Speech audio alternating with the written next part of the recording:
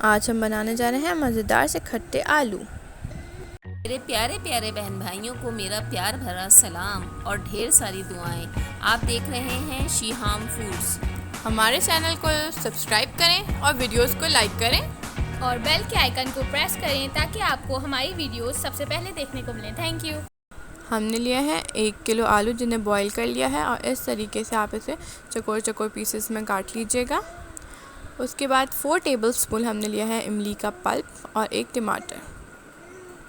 ایک پین میں ہم نے لیا ہے 2 ٹیبل سپون آئل۔ اب ہم اس کے اندر ڈال رہے ہیں دھنیا پاؤڈر، یہ بھنا ہوا اور کٹا ہوا دھنیا ہے۔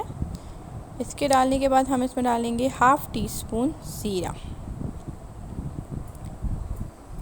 ہلکا سا پکائیں گے ہم اسے۔ اس کے بعد ہم اپنا ڈالنے جا رہے ہیں میجک مسالہ۔ یہ میجک مسالہ یہ ہمارا چاٹ مسالہ ہے جو کہ ہوم میڈ ہے۔ اس میں ہم ڈالیں گے 1 ٹیبل سپون۔ اس کے ڈسکرپشن میں لنک پرووائڈڈ ہے، آپ اس کو دیکھیے گا۔ اور اب ہم اس کے اندر ڈال رہے ہیں 1 ٹماٹر جو کہ ہم نے پہلے سے کاٹ کے رکھا ہوا تھا۔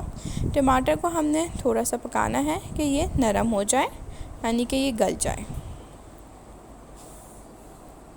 اس میں ہم نے تھوڑا سا پانی ایڈ کر دیا ہے تاکہ ٹماٹر ٹھیک طریقے سے گل جائیں۔ اب ہم اس میں ڈال رہے ہیں 1 ٹیبل سپون نمک، اور جو ہم نے املی کا پلپ لیا تھا وہ ہم اس کے اندر ڈال دیں گے اور اس کو پکائیں گے۔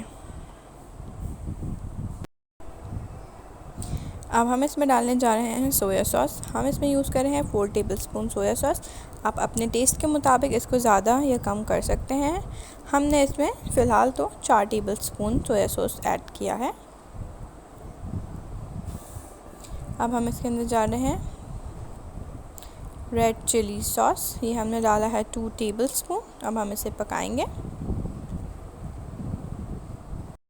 گارنش کرنے کے لیے ہم نے لیے ہیں 3 ٹیبل سپون مایونیز، اور اس کے اندر ہم ڈال رہے ہیں 1 پنچ بلیک پیپر۔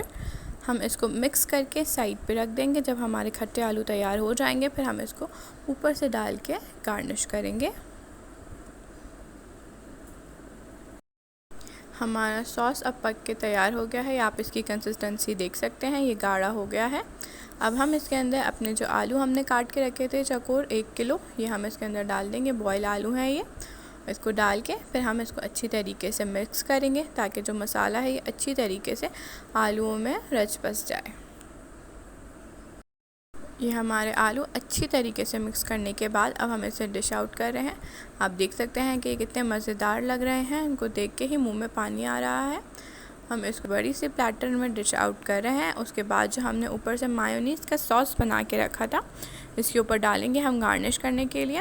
آپ اس کو ضرور ٹرائی کیجیے گا، یہ بہت ہی مزیدار بنتے ہیں۔ یا تو آپ اسے ٹی ٹائم پہ یوز کر سکتے ہیں، یا پھر لیٹ نائٹ کریونگ ہو تو اس کے لیے بھی آپ آسانی سے جو بھی آلو آپ کے گھر میں موجود تو ہر کسی کے گھر میں ہی ہوتے ہیں، تو آپ ان کو بوائل کریں اور اس میں زبردست سا مسالہ ایڈ کر کے آپ یہ جھٹ پٹ مزیدار سے چٹپٹے کھٹے آلو بنا سکتے ہیں اور اس کو انجوائے کریں۔ آپ کے گھر میں سب کو بہت پسند آئیں گے۔